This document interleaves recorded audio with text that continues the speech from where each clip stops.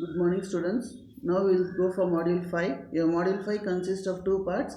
One is phase lock loop, the other one is your 555 timer. Now we will see about the phase lock loop. So here, in your phase lock loop, you are going to have your three blocks basically. It is your phase detector, low pass filter, voltage control, oscillator. So to this phase detector, we are going to give an input signal, where the input signal is going to be of voltage Vs, and it is going to have a frequency F in. So that signal is going to be given to your phase detector. So the output of the phase detector, basically a phase detector is nothing but a multiplier, where the multiplier is going to consist of two signals. One is your here to this multiplier phase detector, we are going to have other input is going to be your F naught, that is your free running frequency of this voltage control oscillator. So your phase detector, basically it is going to operate as a multiplier there. So it is going to operate as a multiplier. The output of this phase detector is going to be your F in plus F naught, the output of your voltage control oscillator, and the other signal is going to be your F in minus F naught. So here we can say that when these two signals, the output of this phase detector is going to be fed back to your low pass filter, where your low pass filter is going to allow only the low frequency signals and going to remove the high frequency signals. So the high frequency signals can be noise signals that can be removed. So now your low pass filter will allow only your low frequency signals, that is going to be your F in minus F naught, the low frequency signal. So this signal is going to be given, that is nothing but a DC voltage I will be getting at the output of a low pass filter there. So this DC voltage will drive an amplifier there, where the function of this amplifier is to amplify the DC voltage there. So this amplified voltage will be given to your voltage control oscillator. So the voltage control oscillator will be having an output frequency of F naught.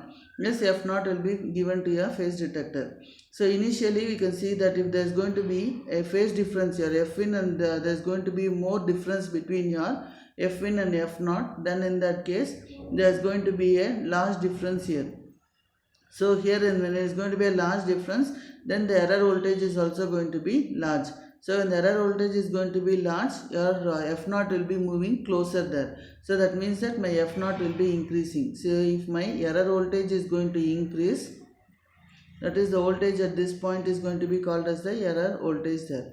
So if the error voltage is going to increase, then automatically my F naught is also going to increase. So when F naught increases, the difference between your F in minus F naught is going to decrease. So when the difference between your F in minus F naught decreases, my VE is going to decrease there. So when my VE decreases, then automatically my F naught is also going to decrease there. So when F naught decreases, then we can see that your your phase difference between your F in and F naught is going to be reduced there. So when it is going to be reduced, at one stage your error signal will be 0. When the error signal is going to be 0, we say that your F in is going to be equivalent to F naught. So when F in is going to be equivalent to F naught, we say that the phase PLL is going to be under lock condition.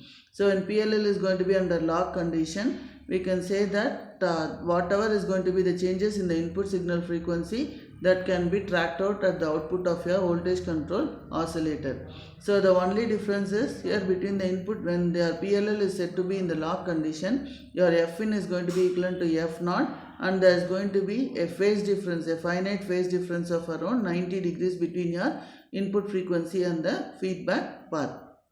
So this is the basic operation of your phase detector. So here we can say that there is a PLL. The PLL is going to consist of phase detector, low pass filter, and your voltage control oscillator.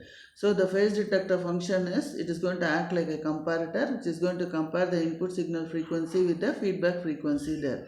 So the output of the phase detector is going to be proportional to the phase difference between the F in and F out. So the output of the phase detector will be a DC voltage, which is going to be referred to as the error voltage.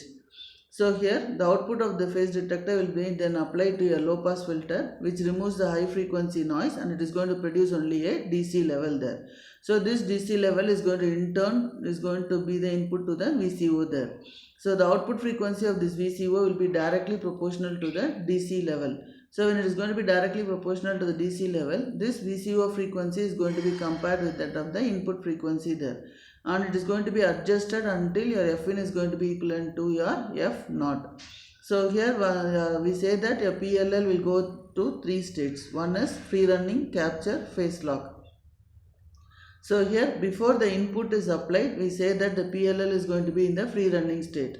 Once the input frequency is applied, the VCO frequency starts to change, and we say that the PLL is going to be in the capture mode. So the VCO frequency is going to continuously changes until it equals the input frequency, and then we say that the PLL is in your phase lock mode there.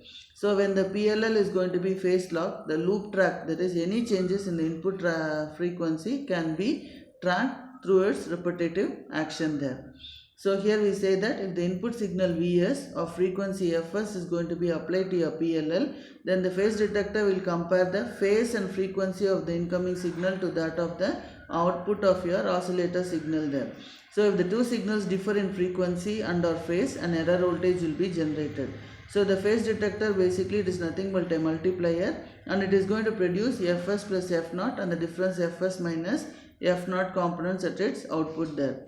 So the high frequency components will be removed by the low pass filter, and the difference frequency components will be amplified and be applied as a control voltage to your VCO. This signal voltage Vc will shift your VCO frequency in such a way that the difference between the Fs and F0 is going to be reduced. So we say that the signal is going to be in the capture range. The VCO continues to change the frequency till its output frequency is going to be exactly same as that of the input frequency. Then we say that the PLL is said to be locked. Once locked, the output frequency F0 of the VCO is going to be identical to Fs, except there is going to be a finite phase difference there. So this phase difference phi is going to generate a corrective voltage, control voltage Vc, to shift the VCO frequency from F0 to Fs, and thereby it is going to maintain a lock. So once we are locked, your PLL tracks the frequency changes in your input signal there. So thus a PLL is going to go through 3 stages. One is free running, capture, and locked or tracking. So capture range is nothing but the range of frequencies over which your PLL can acquire the lock with an input signal. That is, it is trying to get a lock with the incoming input signal, then we call it as the capture range. This parameter can be expressed as a percentage of F0. Pull-in time is nothing but the total time taken by the PLL to establish lock is going to be called as your pull-in time.